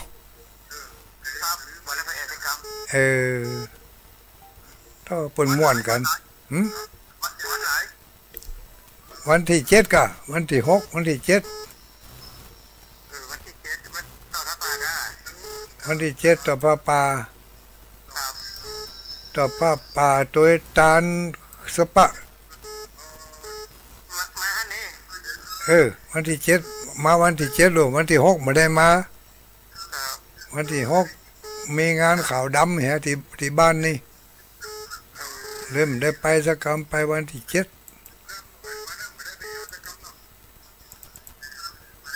ชัดเจนดีเนาะชัดเจนดีครับอ๋อ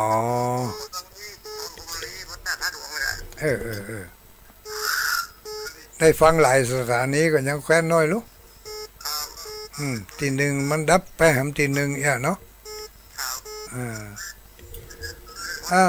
อนุโมทนาดีละเป็นกำลังใจกันมีคนมีคนฟังกับไปม่วนเนาะนิดหน่อยหายไปละยังบ่หนาวเถอะสาธุโชคดีมีใจจะหมดเวลาจะหมดเหลือหลายนาทีอยู่แล้วเนี่ยเดี๋ยวเผื่อไว้ให้เปิ่นเนาะสายสุดท้ายเนอะสายสุดท้ายแล้วเจริญพร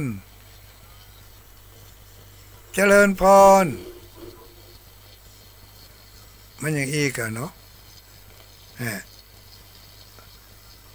มันบ่มีเสียงเฮ้ยที่โทรศัพท์ของตุลุงเนี่ยมันเป็นจะได้หมูนี่ได้ยินละเจริญพร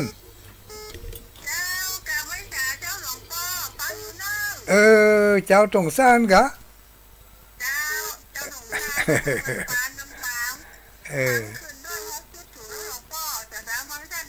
เสียงดังฟังชัดอนุโมทนาขอบคุณหลา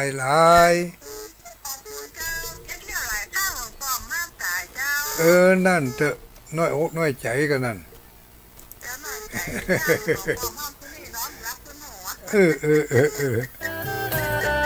อนุโมทนาสาธุโชคดีมีใจเนอะสาธุจัตตารโอธัมมาวัฏันติอายุวันโนสุขังปะลังพระพุทธคุณนังบุรพารสมิงพระธรรมเมตังบุรพารสมิงพระสังฆานังทุกขโรคพยังวิวันชัยเยสัพพทุกจนเกลียดโลกจนเคร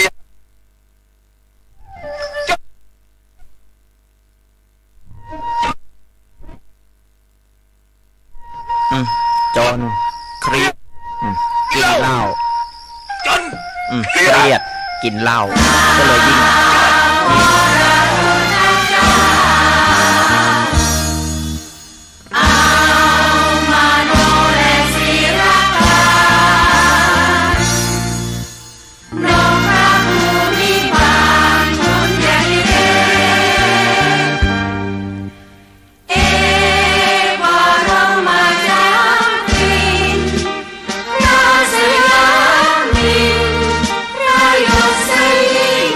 โ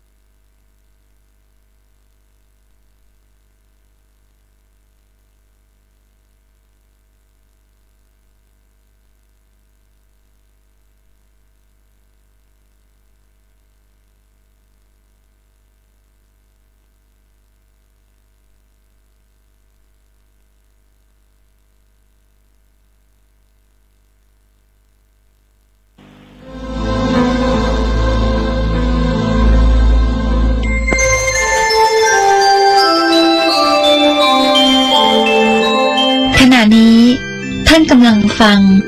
สถานีวิทยุกระจายเสียง FM 104.5 เมกะเฮิรตซ์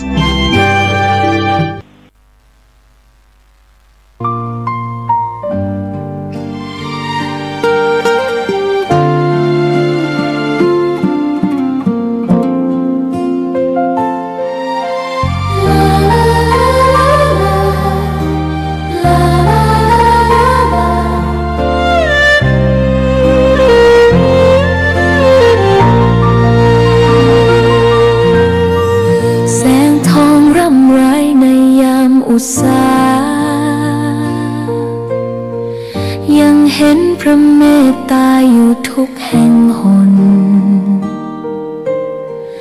น้ำพระทัยฉลมใจคนทั่วพื้นแผ่นดินยังอบอุ่นรอยยิ้มพระพักตร์ยังส่องแสงในดวงใจไทยไม่ลืมเสียงสายลมแผ่วเบาเหมือนเอ่ยคำปลอบว่าพระองค์ยังอยู่ใกล้ขอกราบแทบบาทด้วยรักนิรันดร์น้ำตาหลั่งพลันจากใจคนไทยแม้เสด็จสู่ฟ้าไกลแต่พระหฤทัยอยู่ในแผ่นดินนี้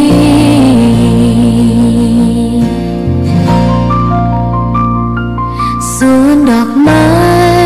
ยังบานดังวันเก่าราวกับเจ้าดอกไม้รู้ว่าพระองค์จากไปแต่กลิ่นหอมยังพัดผ่านใจให้ระลึกถึงพระเมตตาแผ่นดินนี้ยังส่องสว่างด้วยพระคุณอันยิ่งใหญ่ขอเดินตามรอยเท้าแห่งพระแม่ไปด้วยศรัทธาไม่เสื่อมคลายขอกราบแทบบาทด้วยรักนิรันดร์น้ำตาหลั่งพลันจากใจคนไทยแม้เสด็จสู่ฟ้าไกลแต่พระหฤทัยอยู่ในแผ่นดินนี้ดวงใจไทยทุกดวงขอพักดีขอถวายรักนี้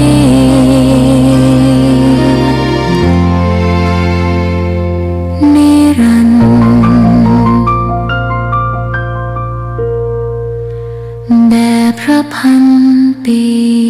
หลวง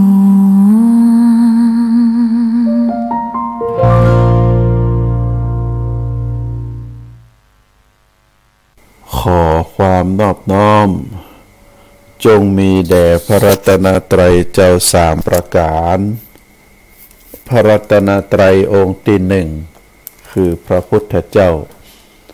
พระรัตนตรัยองค์ที่สองคือพระธรรมเจ้าพระรัตนตรัยองค์ที่สามคือพระอริยสังฆเจ้าข้าพระพุทธเจ้าขอเคารพนอบน้อมกราบไหว้แตบไตรไวยสาคุณพระรัตนตรัยเจ้าถึงสามประการด้วยความเคารพสักการะเป็นอย่างยิ่งขอถวายความเคารพ